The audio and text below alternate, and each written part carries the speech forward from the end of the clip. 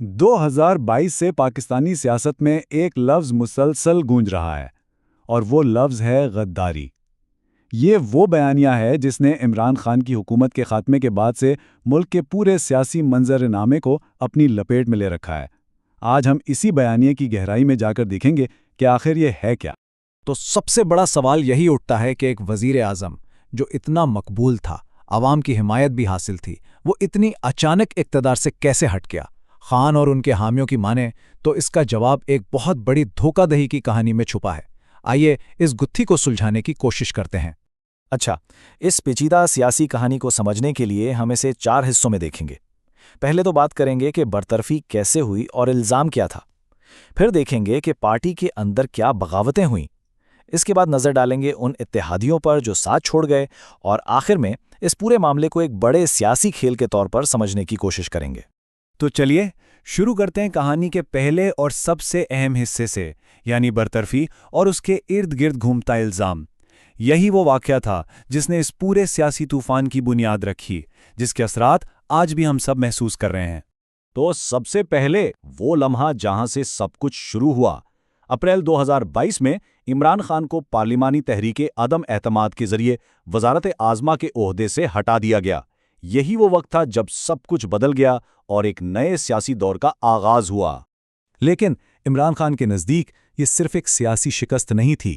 ان کے بیانیے کے مطابق یہ ایک رجیم چینج کی باقاعدہ سازش تھی، جسے ممکن بنایا ان کے اپنے ہی لوگوں کی غداری نے۔ یہ صرف اقتدار کا خاتمہ نہیں تھا، بلکہ ایک منظم دھوکہ تھا۔ تو جب ہم یہاں غداری کی بات کر رہے ہیں تو اس سیاسی ماحول میں اس کا مطلب کیا ہے؟ دیکھیں، اس سے مراد ہیں وہ سابق اتحادی، وہ اتحادی جماعتیں یا وہ بااثر شخصیات جنہوں نے الزامات کے مطابق وفاداریاں بدل لیں، پارٹی سے الگ ہو گئے یا پھر پردے کے پیچھے رہ کر عمران خان کے زوال کی سازش کی۔ اب کہانی کا رخ مڑتا ہے خود خان کی اپنی پارٹی پاکستان تحریک انصاف کے اندر کی طرف، جہاں کہتے ہیں کہ سب سے ذاتی اور گہرے دھوکے دیے گئے۔ یہاں کچھ نام ایسے ہیں جو سب کو حیران کر گئے۔ جہانگیر ترین، جو کبھی خان کے دائیں بازو سمجھے جاتے تھے، انہوں نے اپنی الگ پارٹی بنا لی۔ Parvez Khattak, P T I کے ایک مضبوط ستون، انہوں نے اپنا الگ گروپ بنا لیا۔ علیم خان نے عین نازک موقع پر اپوزیشن کا ساتھ دیا، اور عثمان بزدار، جنہیں خان نے خود پنجاب کا وزیر اعلیٰ چنا تھا، وہ بھی بعد میں پی ٹی آئی چھوڑ گئے۔ یہ سب خان کے لیے واقعی بڑے جھٹکے تھے۔ اور یہ فہرست یہیں ختم نہیں ہوتی۔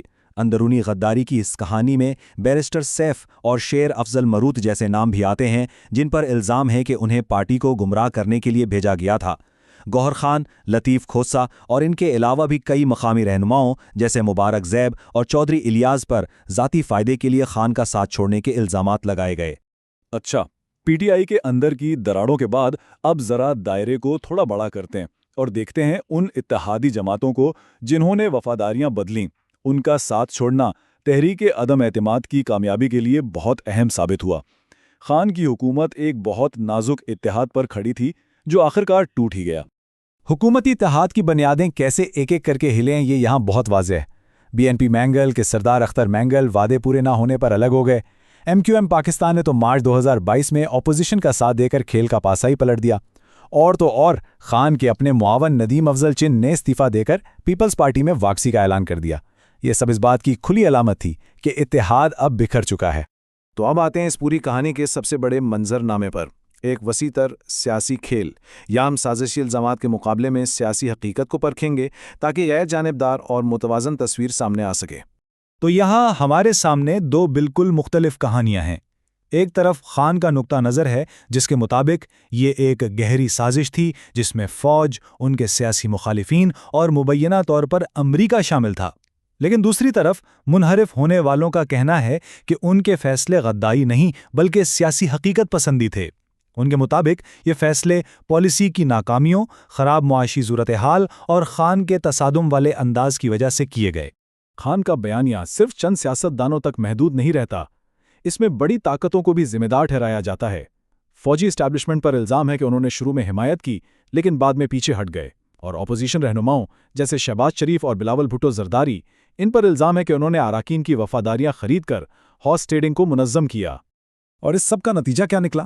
آج بھی یہ دونوں مخالف بیانیے پاکستان میں گہری سیاسی تقسیم کو ہوا دے رہے ہیں۔ یہ واقعات صرف ماضی کا قصہ نہیں ہے، بلکہ یہ آج بھی ملک کی سیاست کی سمت طے کر رہے ہیں اور معاشرے کو بری طرح تقسیم کیے ہوئے ہیں۔ تو آخر میں ایک سوال وہیں کا وہیں رہ جاتا ہے جس پر غور کرنا بہت ضروری ہے۔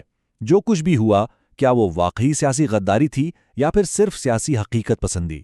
کیا یہ ایک ذاتی دھوکہ تھا یا یہ صرف ایک سیاسی کھیل تھا جس میں ہر کوئی اپنے فائدے کے لیے چال چل رہا تھا؟ اس کا جواب شاید اس بات پر منحصر ہے کہ آپ یہ سوال کس سے پوچھتے ہیں۔